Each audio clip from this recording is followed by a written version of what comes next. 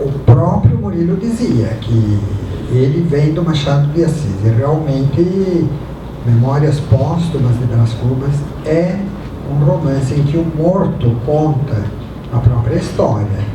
Então é um morto-vivo, um morto memorialista.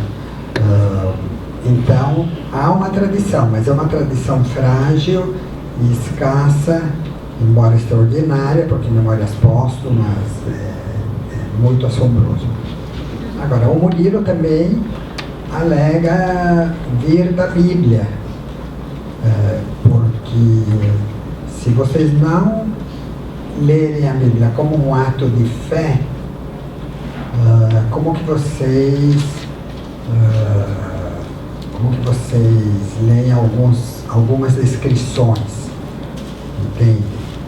Quer dizer, quando Moisés sobe no Monte Sinai, diz que Deus ditou para ele as tábuas da lei, ele desce com aquelas duas pedras, ou você acredita piamente, é um ato de fé, e todas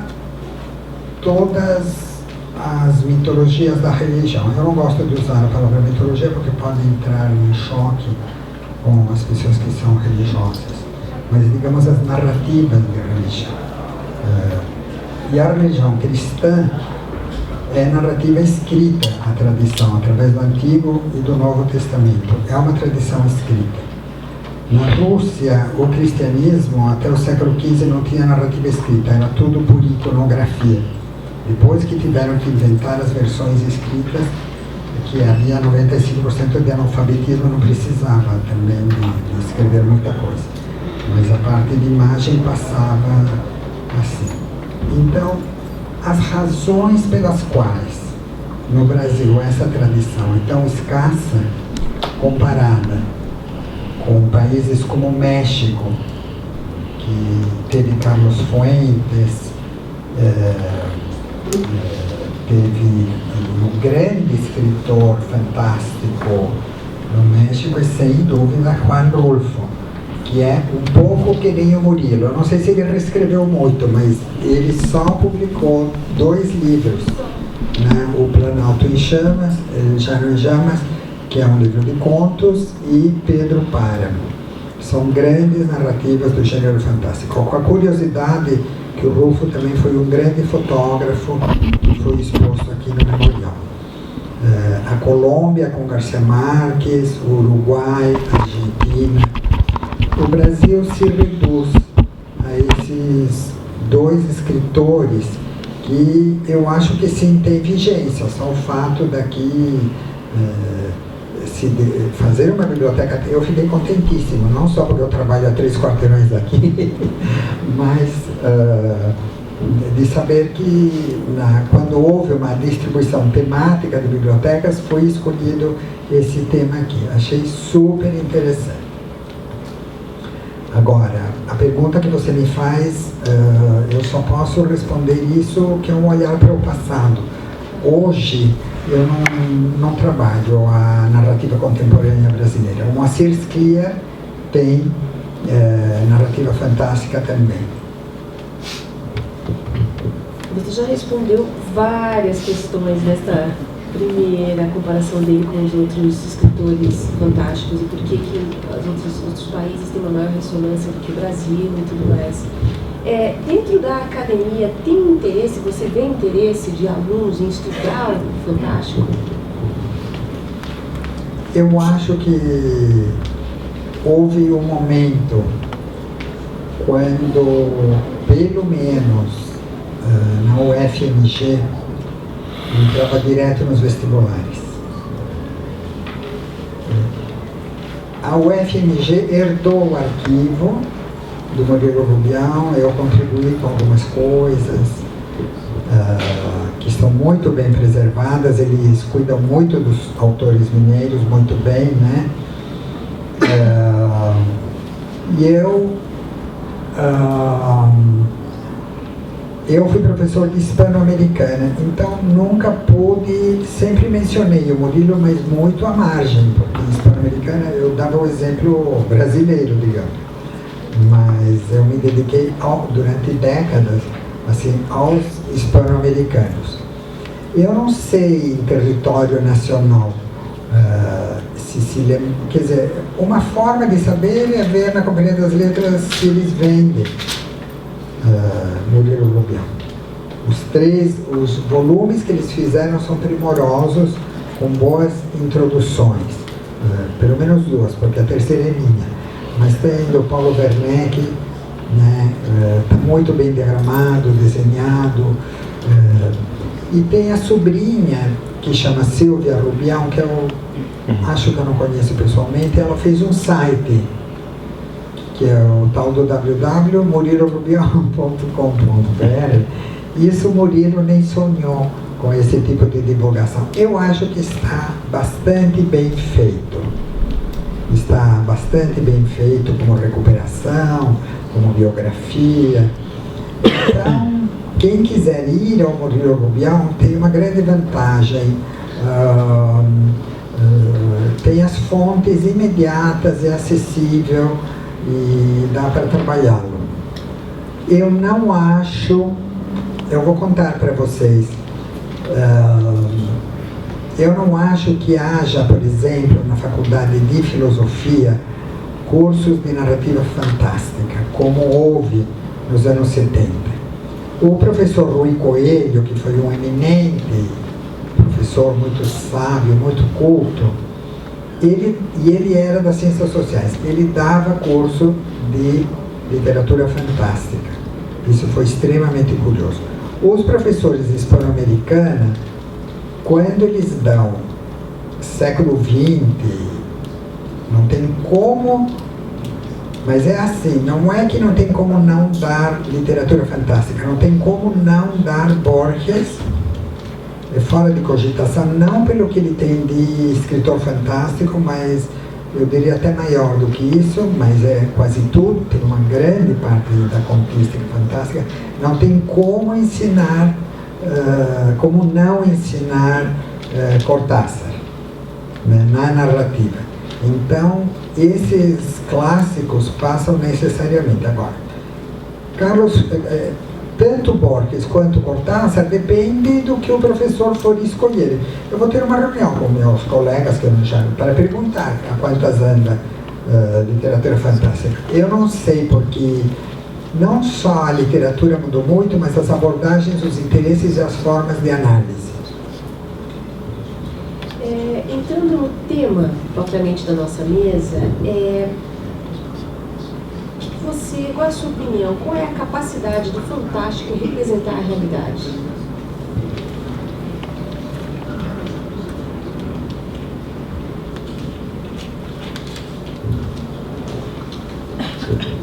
Quer tomar uma água? A pergunta é uma pergunta difícil, que eu vou tentar responder, porque na realidade temos que definir o que significa realidade.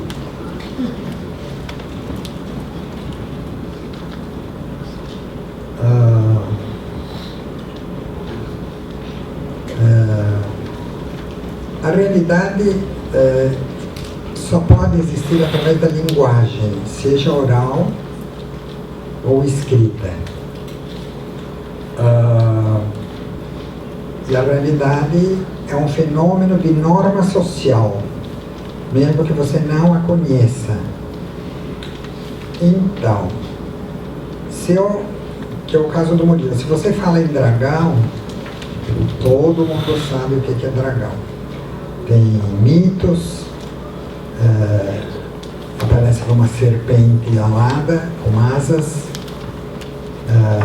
e o fato de não ter existência, eu não sei na filosofia como chamam, a existência fenomenológica como matéria, isso não quer dizer que não exista. E uma coisa que o Borges diz, que eu vou ler, qual é a diferença de você... Porque, estamos tentando definir o que é a realidade, né? A tua pergunta foi...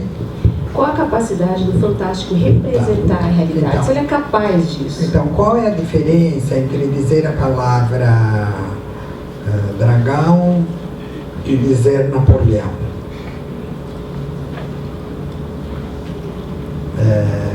Porque quando se fala, você vai dizer, bom, o dragão não existe, essa é a grande diferença. Mas na medida, você começa a ler o Conto dos Dragões, eu estou usando isso como exemplo, eu não uso teleco coelhinho, porque coelho de fato você encontra na feira, sei lá, no supermercado, mas o dragão de fato não existe, né? Então, são os discursos, quer dizer, o Napoleão faz parte da história, mas ele só permanece porque ele está registrado e vai passando de geração para geração. Se não fosse o discurso da história, mas o limite é muito tênue. São umas 5, 6 linhas. Não está aqui. Desculpe. Deixa eu ver se eu trouxe essa citação.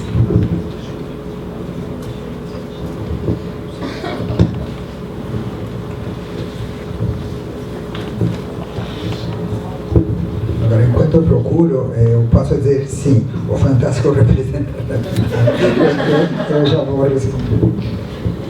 Enquanto você procura, eu vou então ler aqui um trechinho sobre o que o Cortázar diz entre fantástico e realidade. O fantástico é uma coisa simples, que pode acontecer em plena realidade cotidiana, neste meio-dia ensolarado agora entre eu e você. Trata-se de algo absolutamente excepcional, concordo, mas que não tem por que ser diferente em suas manifestações da realidade que nos envolve. O fantástico pode acontecer sem que haja uma mudança espetacular das coisas. Para mim, o fantástico é simplesmente a indicação súbita de que à margem das leis aristotélicas e da nossa mente racional existem mecanismos perfeitamente válidos, vigentes, que nosso cérebro lógico não capta, mas que em certos momentos irrompem e se fazem sentir. Em relação com o que você...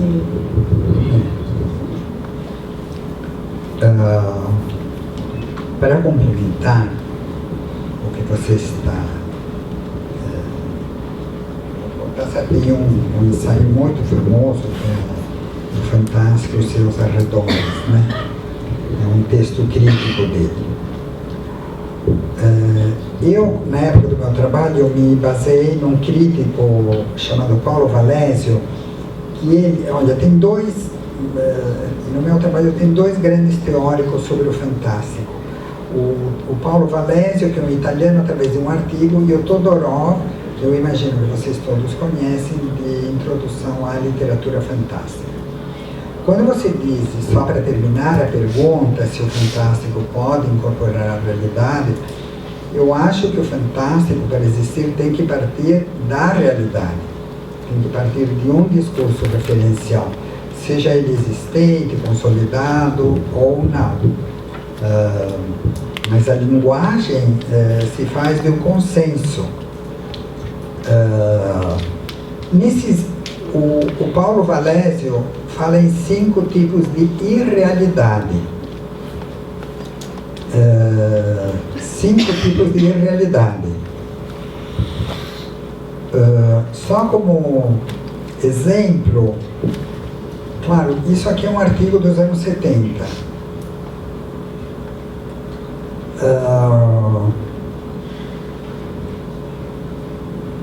Ele põe uma frase assim: vacas carnívoras não existem. E de fato, a menos que seja na literatura fantástica, de repente um conto do Murilo que tem vacas que caçam animais. O que acontece é que essa afirmação do Paulo Valésio é anterior à vaca louca.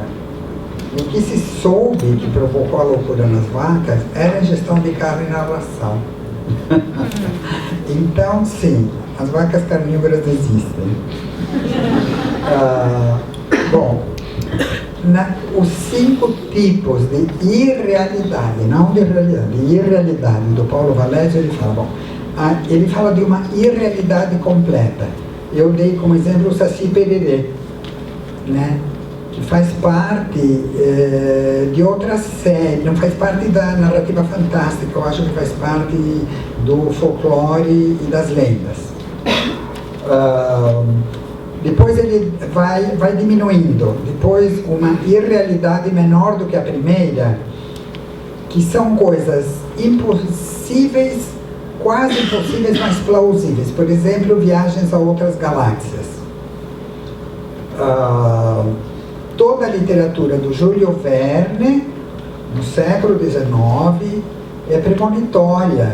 Quer dizer, ele falou em submarino quando nem se pensava em submarino, em viagens aéreas. O Júlio Verne entra numa outra categoria, que é ficção científica. Quem se especializa em narrativa fantástica é um desdobramento, porque tem a questão da tecnologia e trabalha sobre o discurso do futuro, né? A ficção científica. Então, muitas das coisas que eram ficção científica no 19 não são mais, passam a ser o discurso realista, como 20 mil léguas de viagem submarina, né? E a viagem a outra galáxia, faz algumas semanas que uma sonda que foi enviada para o espaço, faz uns 20 anos, ele saiu da galáxia, não se sabe o paradeiro, mas ele atravessou.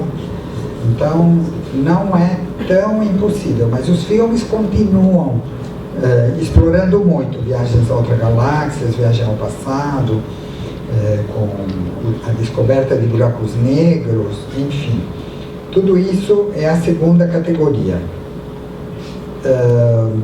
Uma terceira categoria, que é uma irrealidade menos irreal do que a anterior, são seres imaginários marginalmente inseridos num dado universo do discurso, que é o caso do Teleco, né? Não é a mesma coisa o Saci Pererê do que o Teleco. O Saci Pererê tem uma dimensão sedimentada na cultura nacional, arraigada na tradição brasileira.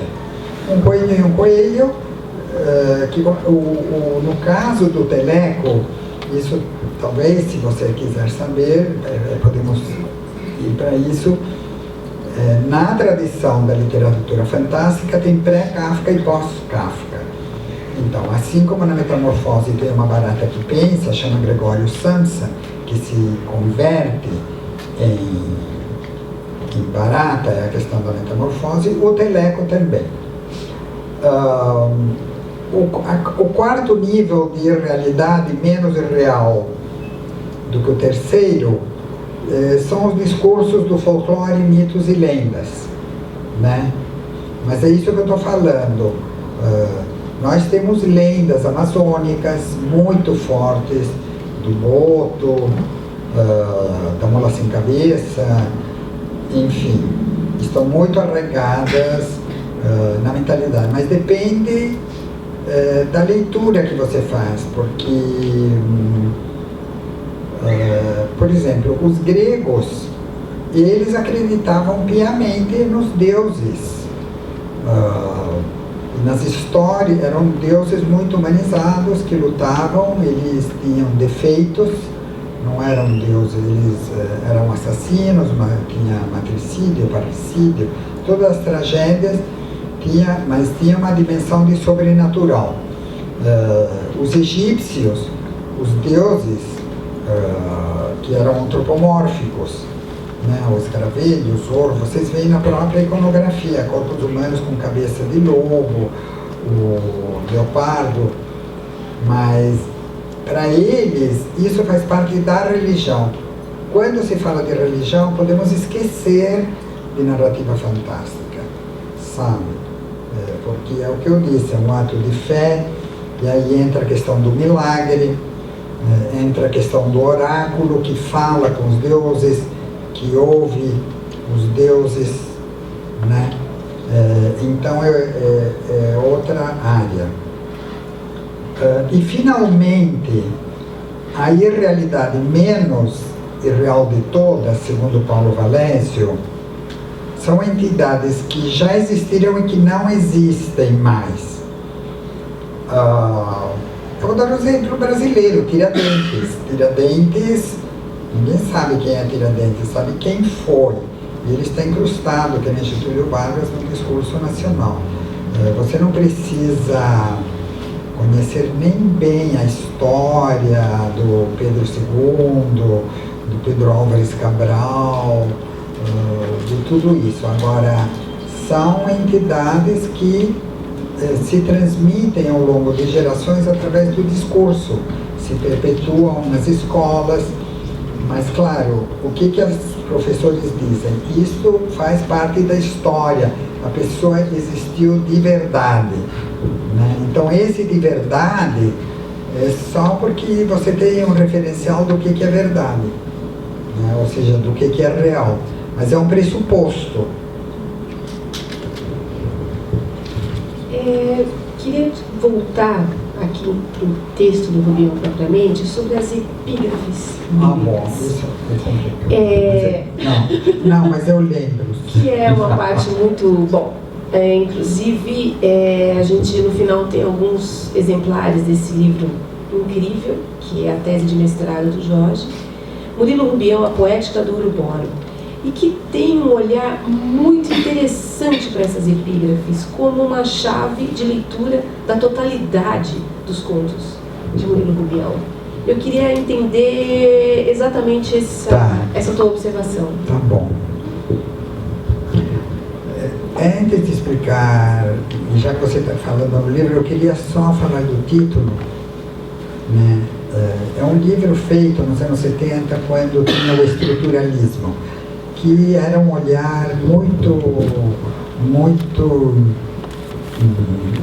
assim, que se direcionava para as estruturas e para as chaves estruturais. Que, por exemplo, tem um livro do Willy Bolle, chama Fórmula e Fábula, em que o Guimarães Rosa está reduzido a uma fórmula matemática, que prevê todas as variantes, né? Eu não cheguei a fazer isso. De qualquer maneira, o meu título é da mitologia grega. O Uruboro é uma serpente que come a própria cauda, que morde a própria cauda. E isto é simbólico, evidentemente. Eu nunca vi serpente... Bom, primeiro que morre envenenada se for cascavel, mas serpente não morde a própria cauda. Mas foi usada como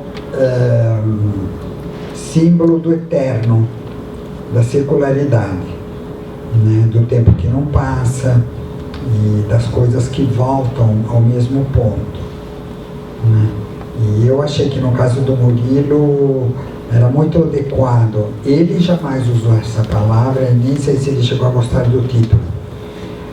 Agora, quando vocês leem os contos, e quando você lê em todos os contos, tem uma constante, são epígrafes tiradas da Bíblia. Isso chama atenção. Então, quando você vai fazer uma análise literária, você tem que analisar também a partir das repetições para chegar aos significados.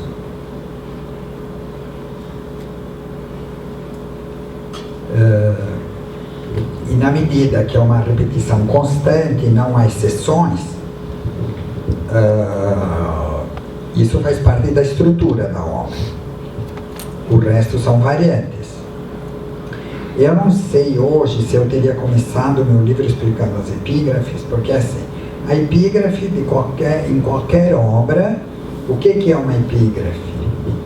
É um fragmento de um texto, em geral de um autor conhecido, famoso, ou não, ou de um poema, um verso de um poema, que é colocado no início. Não existe epígrafe no final. Não existe, isso é no início.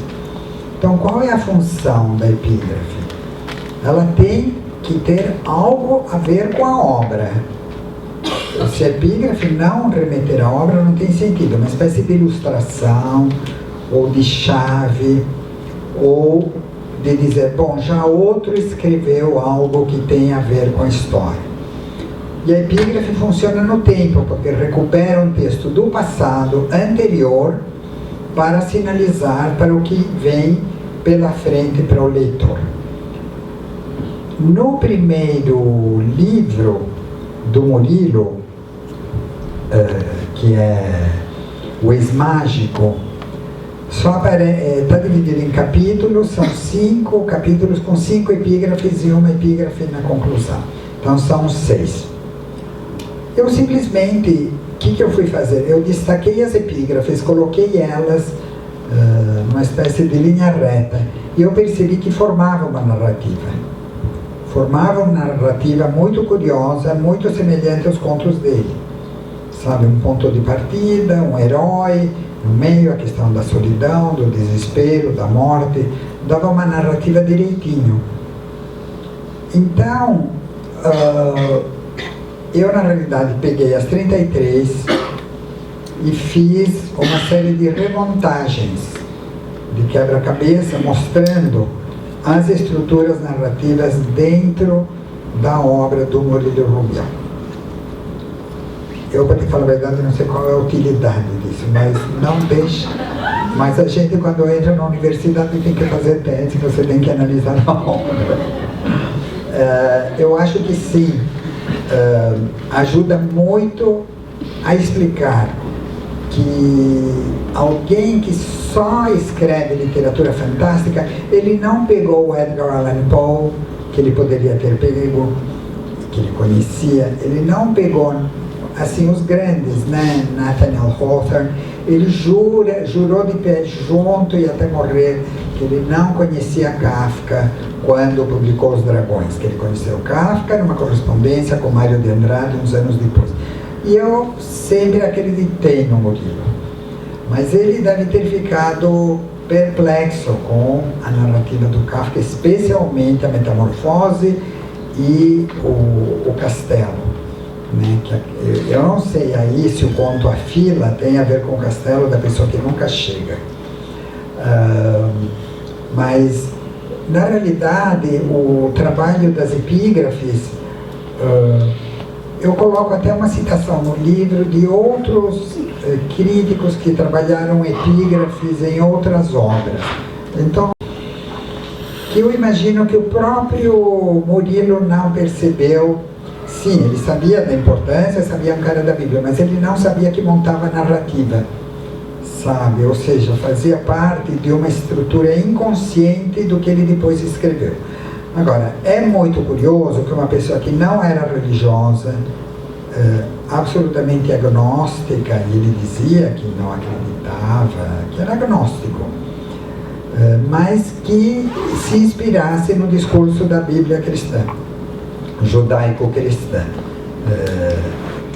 porque aí entra tudo que tem na literatura, realmente tudo que está na Bíblia, vocês encontram também todas as literaturas e desventuras, as maldições, as profecias, já estão lá, né? É como se na realidade fosse um núcleo que depois acaba sendo desdobrado, né? E que ele retoma tantos anos depois.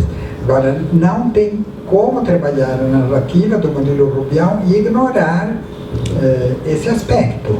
Qualquer pessoa que se debruçar, digamos, na contística inteira, não tem como ignorar. Vou pegar um exemplo, a gente está falando das epígrafes. Eu vou pegar aqui a epígrafe, por exemplo, de O Pirotécnico Zacarias, que é aquele conto em que um morto volta, mas não é uma ressurreição, ele não é espírita, não é nada disso. O morto sempre tem que aceitar isso. O morto volta a falar, ele continua sendo morto. E ele tira de Jó 11, versículo 17. E se levantará pela tarde sobre ti uma luz como a do meio-dia, e quando te julgares consumido, nascerás como a estrela d'alva. E é muito interessante ler os contos do Rubião, terminar o conto e voltar para a epígrafe. Iluminava completamente o texto. Que lia e relia e voltava para a epígrafe, aquilo iluminava mesmo. Muito interessante. Olha, nós podemos fazer o que se chama leituras ingênuas, que você lê do início ao final, de cabo a rabo, ou você pode fazer leitura crítica, que significa releitura. Não há exercício da crítica sempre. Eu nunca vi ninguém analisar alguma coisa de uma tacada. Tem que voltar. E nesse exercício de retorno que você estabelece os vínculos, então. Você tem um ótimo exemplo. Quer dizer, quando se fala em ressurreição, no catolicismo, não é um fato fantástico. De jeito nenhum. Está totalmente aceito. A pessoa que tem fé não se pergunta como se deu, nem o porquê, sabe? Da mesma coisa do sem pecado concebido, ninguém pergunta como. Isso é aceito, é tácito, entende? Por isso tem que ver a origem do discurso. Eu vou abrir para as perguntas. Pois não. Não se esqueçam que eu vou precisar de uns 3 minutos no final para ler esse autorretrato do Murilo Rubião, muito legal. Quando ele tinha 33 anos. No livro de registro de nascimento da matriz de Silvestre Ferraz, hoje Carmo de Minas, encontro ao lado meu os nomes de meus pais: Eugênio Álvares Rubião e Maria Antonieta Ferreira Rubião, 1917. Uma vez o Murilo me disse que ele achava que fosse cristão novo, porque Rubião vem de rubi, né, que é nome de pedra preciosa. Meu pai, homem de boa cultura humanística, era filólogo e pertenceu à Academia Brasileira de Letras. Escrevia com rara elegância, apesar de gramático. Dele herdei a timidez e um certo ar cerimonioso, que me tem privado da simpatia de numerosas pessoas, algumas delas mulheres, o que é lamentável. Em Belo Horizonte residi 25 anos, alguns alegres, outros tristes. Lá pretendo morrer, que foi o que aconteceu, no cemitério de Bonfim, onde foi enterrado, se não for incômodo para os que me sobreviverem. Meio que se desculpando. Cursei grupo escolar, ginásio, faculdade de Direito e posso afirmar sem sombra de orgulho que jamais fui primeiro aluno em qualquer disciplina. Quer dizer, há um certo humor em tudo que ele escreve. Como escritor, alcancei algum êxito na burocracia das letras. 3 vezes presidente da Associação Brasileira de Escritores, seção de Minas Gerais, e vice-presidente do primeiro Congresso Brasileiro de Escritores que eu menciono. 7 anos levei para escrever e publicar o meu primeiro livro Ex-Mágico. Nem por isso ele saiu melhor. O meu estudo das variantes, que reescreveu mais do que escreveu, de fato constatam que não há diferenças estruturais nessas mudanças. Comecei a ganhar a vida cedo, trabalhei em uma baleia, vendi livros científicos, fui professor, jornalista e diretor de jornal de uma estação de rádio. Hoje sou funcionário público. Celibatário e sem crença religiosa. 2 graves lacunas do meu caráter. Alimento, contudo, sólida esperança de me converter ao catolicismo antes que a morte chegue. Muito poderia contar das minhas preferências, da minha solidão, do meu sincero apreço pela espécie humana, da minha persistência em usar pouco cabelo e expressivos bigodes. Mas o meu maior tédio é ainda falar sobre a minha própria pessoa. É isso. É de setembro de 44. A gente quer saber, a gente gravou, eu queria saber se a gente pode colocar no YouTube. Pode ser.